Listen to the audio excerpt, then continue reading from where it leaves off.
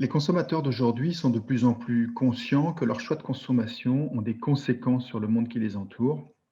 face aux enjeux sociaux, sociétaux ou environnementaux de notre époque. Les marques aussi l'ont compris, parfois se saisissent de ces enjeux, parfois mal, et j'aimerais vous exposer les trois grands principes qui font que les marques réussissent dans leur engagement sociétal, dans ce qu'on appelle parfois le brand purpose. Premier principe, ces marques, avant même de parler de raison d'être sociétale, ont une raison d'être catégorielles, c'est-à-dire que dans le marché dans lequel elles opèrent, elles vont avoir une différence pertinente, une manière de répondre à des attentes qui peuvent être fonctionnelles, identitaires ou émotionnelles, et elles vont y répondre d'une manière différente des autres marques qui opèrent sur le marché. Cette raison d'être catégorielle, on peut l'illustrer avec l'exemple bien connu de la marque Nike, qui depuis plus de 30 ans nous propose de découvrir ou de révéler l'athlète qui est en soi, de repousser ses propres limites, et c'est le fameux Just Do It. Premier principe, donc avoir une raison d'être catégorielle ancrée dans l'esprit des gens. Deuxième principe, aligner une raison d'être sociétale avec cette raison d'être catégorielle, c'est-à-dire choisir un sujet, un engagement sur une cause pour laquelle la marque va s'engager et traduire une cause pour laquelle la marque sera crédible, évidemment,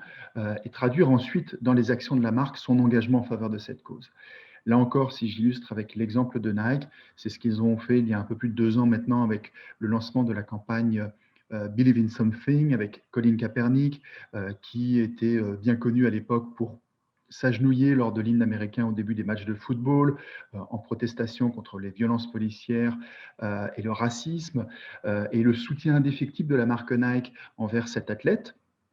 alors même qu'il n'était plus sportif, qu'il avait été exclu du monde du sport, était une manière de s'engager pour la marque de manière cohérente, parce qu'encore une fois, la campagne qui a été développée là aussi mettait en scène des sportifs, repoussant leurs limites dans une tonalité émotionnelle ultra dynamique et complètement en cohérence avec ce qu'était la marque Nike. Engagement sociétal qui s'est poursuivi ensuite en faveur d'autres causes, en faveur des handicaps, contre les stéréotypes de genre ou d'autres, avec notamment la campagne Dream Cruise. Donc le deuxième principe, c'est celui d'un alignement de la raison d'être sociétale avec la raison d'être catégorielle. Et enfin, le troisième principe, c'est simplement celui de la sincérité.